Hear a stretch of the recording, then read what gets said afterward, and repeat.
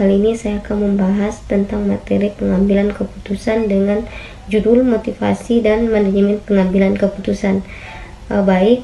Untuk pembahasan pertama, saya akan membahas materi tentang motivasi. Motivasi adalah dorongan baik dari dalam diri individu maupun dari faktor eksternal yang mendorong seseorang untuk bertindak atau mencapai tujuan tertentu. Ini melibatkan keinginan, energi, dan fokus untuk mencapai hasil positif. Motivasi dapat berasal dari kebutuhan dasar, aspirasi karir, atau keinginan untuk mendapat pengakuan. Kemudian, manajemen pengambilan keputusan adalah proses yang melibatkan pemilihan opsi yang tersedia. Ini melibatkan identifikasi masalah, pengumpulan informasi, evaluasi opsi, dan implementasi keputusan.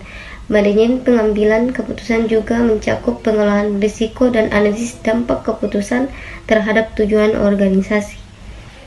Kemudian hubungan keduanya yaitu motivasi dapat menjadi faktor penting dalam proses manajemen pengambilan keputusan. Kemudian manajemen pengambilan keputusan yang baik mempertimbangkan faktor motivasi individu atau kelompok yang terlibat dapat membantu manajemen memotivasi timnya untuk mencapai tujuan keputusan yang efektif. Kemudian keputusan yang diambil juga dapat menjadi sumber motivasi keputusan yang baik dan hasil positif dapat meningkatkan kepuasan kerja dan memotivasi individu atau tim. Jadi, motivasi dan manajemen pengambilan keputusan saling terkait, di mana motivasi dapat memengaruhi keputusan yang diambil, dan keputusan yang diambil dapat memengaruhi motivasi individu ataupun kelompok.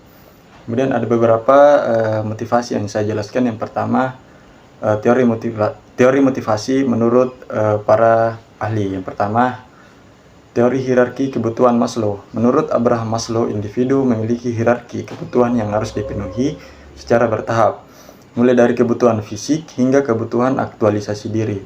Kemudian teori X dan teori Y oleh Douglas N.C. Gregor. Teori X mengasumsikan bahwa individu cenderung malas dan perlu diawasi. Sementara teori Y berpendapat bahwa orang dapat bermotivasi secara alami untuk mencapai tujuan. Yang kedua, ada faktor motivasi. Nah, di dalam faktor motivasi ini ada pengakuan dan penghargaan. Penghargaan dan pengakuan atas pencapaian dapat meningkatkan motivasi karyawan. Kemudian ada tantangan dan pertumbuhan. Tantangan dan kerja, kesempatan untuk pertumbuhan pribadi dapat menjadi faktor motivasi yang kuat. Kemudian yang ketiga, ada tanggung jawab dan otonomi. Dalam tanggung jawab dan otonomi ini memberikan tanggung jawab dan otonomi kepada individu dapat meningkatkan motivasi dan keterlibatan.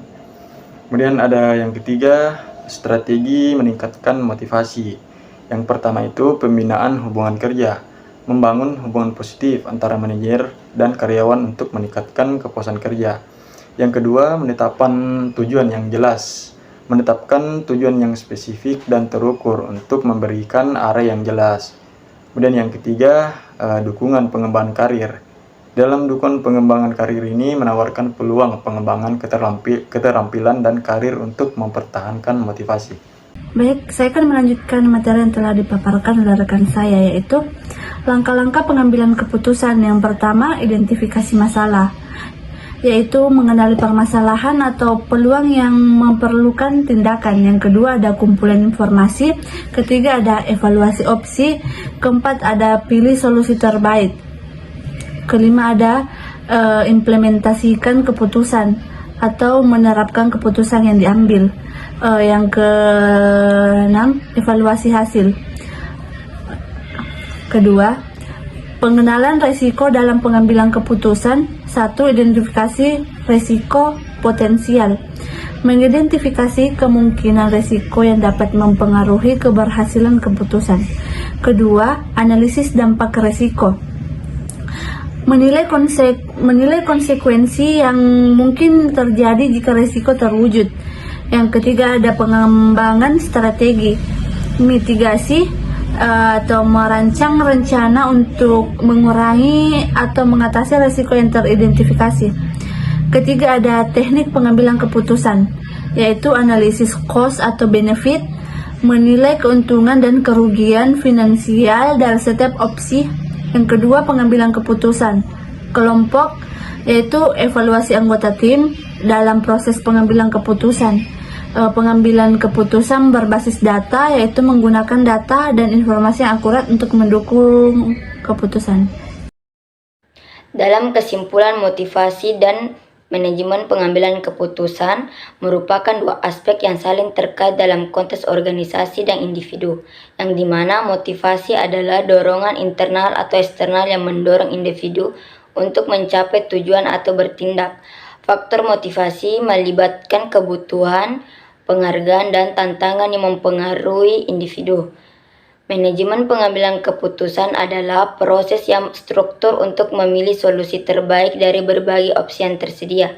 Ini melibatkan langkah-langkah identifikasi masalah, pengumpulan informasi, evaluasi opsi, dan implementasi keputusan. Keduanya saling terkait, di mana motivasi dapat mempengaruhi proses pengambilan keputusan dan keputusan yang diambil dapat mempengaruhi motivasi individu atau kelompok. Pengolahan yang efektif mempertimbangkan motivasi dalam konteks pengambilan keputusan, menciptakan lingkungan di mana keputusan yang diambil dapat meningkatkan motivasi dan kinerja.